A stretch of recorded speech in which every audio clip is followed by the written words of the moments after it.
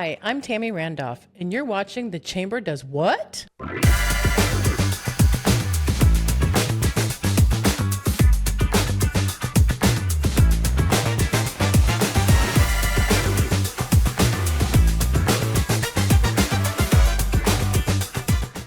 Hi, thank you for joining me today. My guest this afternoon is Melissa Woody. She is the Vice President of Tourism Development for the Chamber of Commerce. Melissa, thank you for being here. Hey, Tammy. I'm glad to be here. Now, you have been a coworker of mine at the Chamber I've been there for 20 plus years. How long have you been at the Chamber? I've been there for 26 years. Whew, that's a long time. It's a long time. There have been a lot of changes in the Chamber and in tourism development because it used to be the Visitors Bureau. So tell me a little bit about over the last 26 years what you experienced. So first of all, when we had our 100th celebration, it dawned on me I had been there a quarter of a century.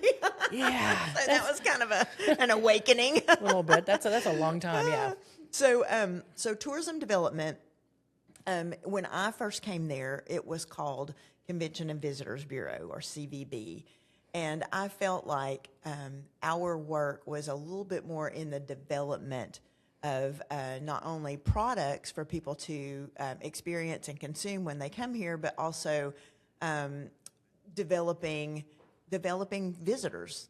And so we, in 2015, changed the name to Tourism Development, and I feel like it better reflects what we do. Because you're developing programs and trying to encourage people to come to visit Cleveland. Yes. I mean, Visit Cleveland TN is the website, and the social media marketing for it is Visit Cleveland TN. So what are some of the programs that we have going on to help recruit people to come and visit Cleveland? So my job is kind of twofold. It is promotion and public relations, and then it's product development. So on the promotion side, when I first started working there, you would buy a print ad in Southern Living for about $7,000, tiny print ad, and then hope for the best. Yeah. Now you can target people with social media management and AdWords, and just your digital marketing plan is so specific and so targeted that you're getting so much more of a bang for your buck than when I first started. So it's really been interesting for this, to change along with this industry and all the capabilities that we have, with the limited resources that we have. So our promotion includes our website, Visit Cleveland TN. We produce a visitor's guide each year or so. Sometimes if we have a really good stock in there, we might skip a year, but we have a beautiful visitor's guide. We also print a Cherokee visitor's guide. It's called Passport to Cherokee Heritage because we have so much Cherokee history in this area. And we also do a downtown walking tour. So those are our print pieces. And then social media management, a lot of Facebook posts and calendar management with all the events that we have, a lot of Instagram. So and fortunately, we have an agency that helps us with that, or I would not get anything done. Now, some of the things like you were talking about, we have a visitor's guide and the downtown walking tour, and that's going to highlight the hospitality industries, the hotels, the restaurants, the shopping, some of the attractions in the area like Morris Vineyard and Grit and Grace. And so that's all featured. So when they join the Chamber, then they're part of that as well. It's kind of, when you join the Chamber, I always tell them you get a 2-for-1 because you get both the Chamber and tourism marketing with that. Yes, if you are part of the local tourism industry, you get a bonus when you join the Chamber because you get on all of the things that my division does. So the website, and so not only are you on the Chamber website, but you're on my website, which is visitcleveland.com. We will possibly do reels at your place. We'll do posts about it. So you really do get a big advantage when you're a tourism person to get that extra little oomph. Now, you'll hear some people say, well, what can you do in Cleveland? So what are some great suggestions that you have for people? Because there's a lot that's going on in Cleveland that people don't always, I think we are here and we're just used to it. Well, I think definitely in the last 20 years, the event calendar for crazy. Cleveland is just nuts. I mean, if you think that there's nothing going on in Cleveland, I don't know what rock you're living under because you've got to look at the calendar that we do on visitcleveland.com, the calendar that's on clevelandchamber.com. I mean, it's packed with stuff. And we post about that each week. We say, here are the upcoming events. But, I mean, we don't even probably get everything that's going on. There's so much happening, and we have so many different venues now that it does happen in. Like this coming weekend, there's a big music thing at the Old Woolen Mill in the Weaver's Room. But then there's other things that are happening also around The museum has a lot of whole music thing. events and different events, and then you also have, you know, the Pie Center. Then there is all of the events that happen downtown. We have the Hot Slaw and Art Y'all Festival. You have the Apple Festival. We have the downtown festivals that are there on the Greenway. There's something going on somewhere, everywhere. Yes, and even though we are not personally involved with planning all of those events, I mean, we do have partnerships, or we help plan about 6 events a year. And so, but we do promote those events, because any kind of promotion or anything that we have to offer a visitor is great for our mission of bringing visitors here. But the one of the things that I absolutely love about my job is that anything that my division of the chamber does to enhance the visitor experience or to give a visitor something to do helps residents and helps my neighbors have something to do and something quality to experience. So that's one of the great things about my job. But you mentioned the Hot Slaw Festival, the Cowpea Festival. Those are things that that I have been involved in. They are partnerships with other organizations, thank goodness, because those are huge undertakings. That if I did not have partnerships, I'm pretty much the only one in my division. We do have support staff, of course, for the chamber that kicks in and helps me. But when people think about the tourism division, that's me. Yeah. And I can't do all that by myself. So thank the Lord we have partners like Main Street Cleveland and like Artists Here Partnership and the Calhoun Hiwassee Historical Society and Charleston Calhoun Hiwassee Historical Society. So those folks all pitch in and help. But the 2 main tourism products that are events are the Hot Slaw and Art Y'all Festival and the International Cowpea Festival and Cook-Off. Those are the things that are unique. When you're in tourism, you have to think about, what do I have here in my community that nobody else has? So when we found out that Charleston used to be the cowpea capital of the world, first of all, I was stunned and had to figure out what a cowpea was. But it was such a large grower of cowpeas, the little town of Charleston, that when the railroad came through in the mid-1850s, people called it the pea train because so many peas were shipped out of the area. So that is an authentic agri-heritage that we have in Charleston. So that immediately made little cowpeas start dancing in my head, little black-eyed peas and purple hulls and all the things. And so that's something that will get a lot of media attention. When you name something a Cowpea Festival, it does. I've worn cowpea. I've worn cowpea T-shirts in other places in the country, and they're like, cowpea? Yeah.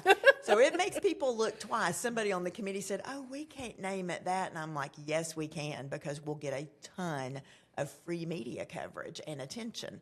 So, and we did, and we're heading toward our 14th festival this coming September. Now, Hot Slaw and Art Y'all is a little younger. It's going to be heading toward its 5th festival in April, and it's an arts festival, and it plays off of the hook of Hot Slaw, which we figured out many years ago. Well, it's probably about 2017. I had a bunch of travel journalists here. And we started talking about barbecue, and I said, well, no matter what, barbecue's better with Hot Slaw. And that none of them knew what I was talking about. So 14 travel journalists, and these were actually culinary journalists. Oh, wow. Had no idea what I was talking about, and most of them were from the South. So I started to realize and research that you go 30 minutes outside of Cleveland, and you're hard-pressed to find somebody that knows what Hot Slaw is. So that's our hook. Anybody can have an arts festival, but nobody else has a Hot Slaw and Art Y'all Festival. In Charleston, anybody can have a harvest festival, just community connection and have, celebrate harvest, but nobody in the whole world has a Cowpea Festival and cook-off. So you find what's special and what's unique, and that's what you play on. Yeah. You mentioned travel writers, and so you bring in travel writers, like you said, these were a culinary, but there's different ones that come in.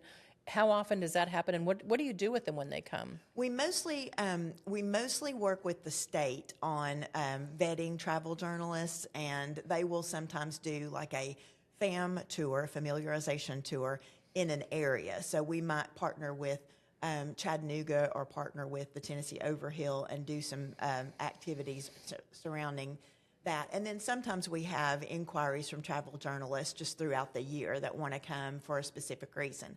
So normally we will take them to Morris Vineyard, the most beautiful view in Bradley County. It's absolutely gorgeous. We will sometimes take them to Apple Valley Orchard. SouthernLiving.com named it the best orchard in Tennessee several years ago. So we love those folks at Apple Valley. We will take them to Red Clay State Historic Park, which was the last Eastern Council grounds for the Cherokee Nation, their last capital or seat of government before they were removed to the west. And then to Charleston, continuing that story, is the Hiwassee River Heritage Center in Charleston, talking about the gathering of the Cherokee before the Trail of Tears. We will stop by the museum many times. It depends on what they are interested in. Sometimes we will facilitate a trip to the Ocoee or Outdoor Adventure, Cherokee National Forest, and many times that might be a combination of the Tennessee Overhill folks and in a joint trip. Visit. And you don't have to specific ones, but you'll also hit like some of the restaurants and shops, trying to show them a little bit of way of life, that quality of life that people are looking at for here in Cleveland, Bradley County. A little bit of touch of that as well. Yes, and when we promote our restaurants, we say things like, you'll see familiar faces here, but you'll also see some unique local eateries that can only be found in Cleveland. So 12 of those restaurants carry hot slaw on their menu on a regular basis. That's why if you grew up here, you just thought everybody knew that. But it's finding those hooks, finding those things that nobody else has that will also get you a ton of media. For the Hot Slaw and Art Y'all Festival, we had the New York Times come here for 3 days. Wow. Spend 3 days with 2 reporters, a photographer and a writer. They learned how to make hot slaw. They came to the festival. They took pictures. They went around Cleveland and toured around. We had Southern Living make hot slaw in their test kitchen and do an article about it. We had the Atlanta Journal-Constitution and a ton of media attention in Nashville when hot slaw was named one of the first official food of Tennessee. And who knew that there wasn't any other official food before hot slaw was it? Right. Representative Kevin Raper was the one that put that forward, and people were like, wait a minute, what's hot slaw? Why does that get to be the... And I'm like, hey, we can't help it if our guy's on the ball and got it first. But now it's joined, of course, by Memphis Barbecue and Nashville Hot Chicken and a lot of other foods that Tennessee's famous for. But we were a trailblazer. We were the trailblazer. That's right. Well, and that's all part of what you said, part of with development. Because like you said, there's different products that you can find. And so it starts with, like you talked about, the agritourism. Yeah, not terrorism. Could not get that word, agritourism. Right. So start with agriculture. We've also got the Civil War heritage. We've got the Cherokee heritage. So we are very fortunate to have a lot to draw people here. Yes, and for many years, I worked on Cherokee heritage, and honestly, the contribution of building that Hiwassee River Heritage Center that tells the accurate story of the Trail of Tears in that area, plus a lot of other history in that area, is probably one of the most important things I'll ever do personally in my career. The momentum now has turned more toward arts development. The city has created an arts and entertainment district task force, and I'm privileged to serve on that. And we have done a lot of work with Artists Here Partnership, which I sit on the board of, with arts development. So it's kind of like in my job, you go where the momentum is. Right. So the momentum back in 2008, 2009 was very much through Cherokee heritage development and interpretation on this side of the Mississippi. We just had not had a whole lot of that. And then now and we did have a little push toward the outdoors and Cherokee National Forest there. for a little bit, which that's always something I promote. But then now the push seems to be more toward arts development. That sounds fabulous. There's always something new to look forward to every day. Absolutely.